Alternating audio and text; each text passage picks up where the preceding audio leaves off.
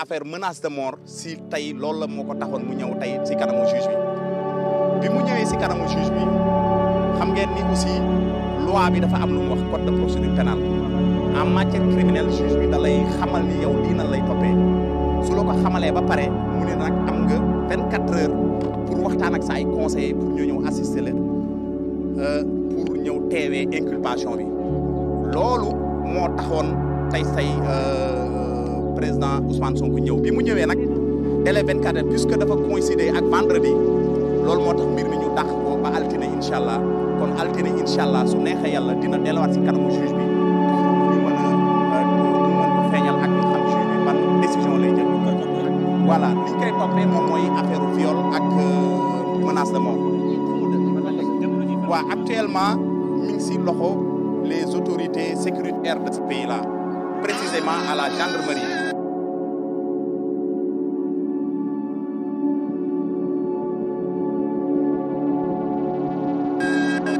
GIGN ñoom ñoo yor dossier bi donc ñoom ñoo koy yor actuellement te daañu ko yóbbu fu ñu ko war suñu njort nag jàpp nañu ni section de recherche fa la war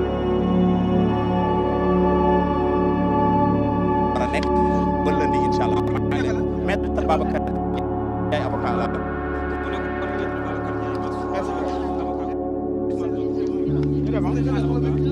Si Ousmane.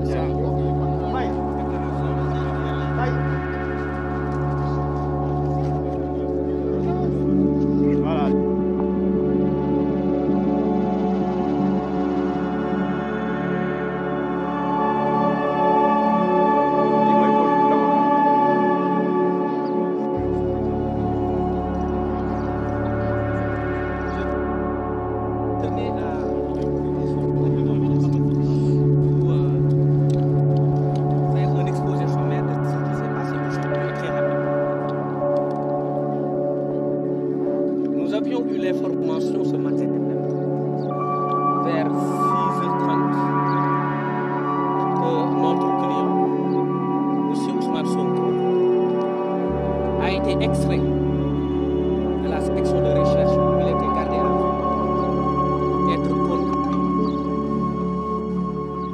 au niveau du tribunal. Information prise, nous sommes venus au tribunal. Nous avons cherché à la cave et nous ne l'avons pas vu.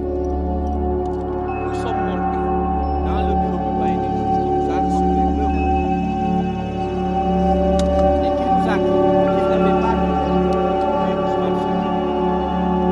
Nous avons averti le doyen de ce qu'il était responsable de sa sécurité dès lors que son mandat d'amener a été exécuté. Il nous a dit qu'il nous informe si Ousmane Sonko sera là. Nous sommes redescendus et vers 11 heures, nous avons aperçu notre client monter avec les éléments de la gendarmerie pour se diriger au bureau du doyen des juges. Nous l'avons suivi. Une fois connecté, il s'est présenté devant le bureau du doyen des juges. Monsieur Ousmane Sonko est gardé. À 2h30 précisément, nous avons demandé à ce qu'on laisse aussi accéder au bureau conformément à à partir du doyen des juges, vous avez assez de ne soit pas maintenant pour la manifestation. Le gendarme nous a imposé un rapport de force. Je ne parle pas de rapport de force de sécurité. Mais il a continué notre travail et nous a empêché d'accéder au bureau du doyen des juges. Nous avons créé un incident en rappelant l'impérieuse nécessité qui incombe à tout le monde de respecter les droits de la défense et la dignité de la profession d'avocat. Et ce dossier était un dossier particulier où, à les étapes de la procédure, les droits de l'homme étaient violés et piétinés. Nous n'avions pas voulu accepter cet état de fait. Nous, plus que quiconque, nous sommes acteurs de la justice et avons droit d'accès dans les coins et recoins de ce palais de justice. Le doyen des juges ne nous a pas reçus. Il a entendu Ousmane Sonko hors de notre présence. Et nous avons alerté le bâtonnier. Après avoir fait constater cela, le bâtonnier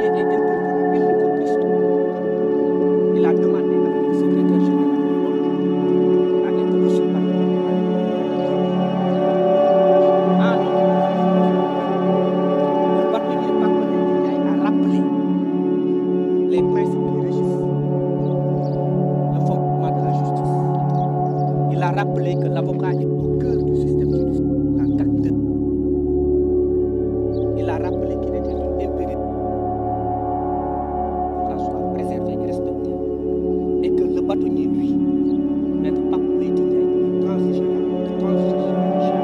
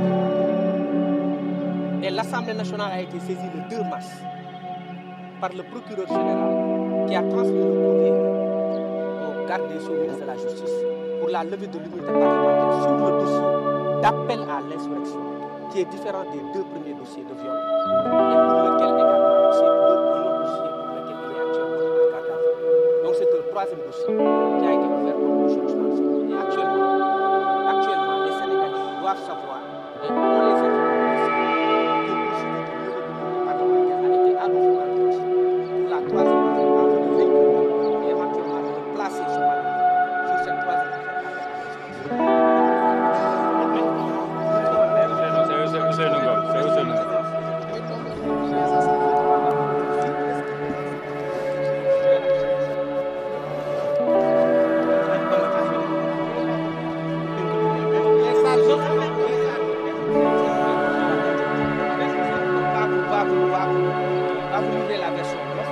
Je tiens également à remercier le président de la République qui était là avec nous, Maître Ali. Je passe à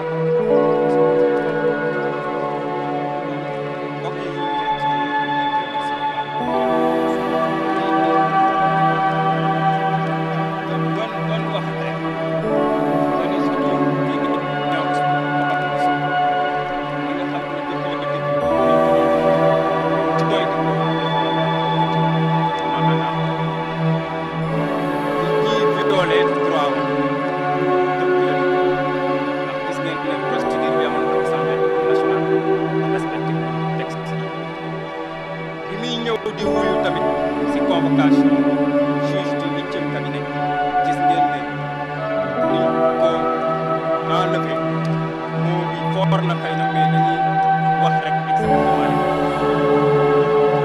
violation yooyu continue ndax li xew tey dafa nekk doy waar dañuy gis ne suñu client 4 heures du matin dañ ko jëlee fële di section recherche indi ko fii si tribunal te bi ñu ñëwee tamit ñu présentez-vous si bureau doyen des juges à 9h bañ ñu laaj léegi gis nañ ne nekkul si bureau nekkul tamit fa nga xam ne mooy cas képp koo xam ne dañ la jàpp le tribunal fan lañ la ko loolu jaaxaloon ñu lool ñu def ay pression pour jéem a xam suñu client fu mu nekk waaye bépp autorité boo ko xam ne laaj na ko réponse bi dana xaw mu nekkoon doy war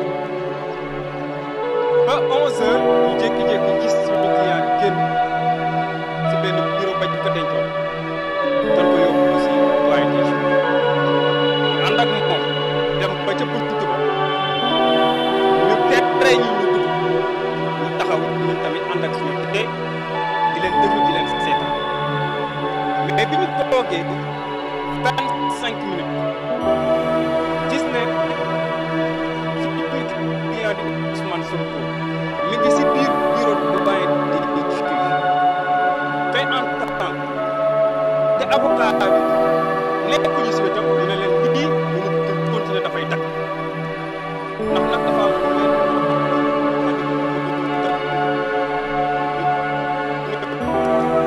tamit constitution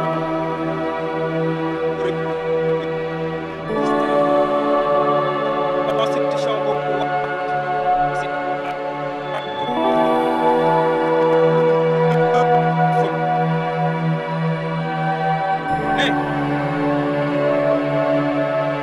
le droit à la défense est sacré.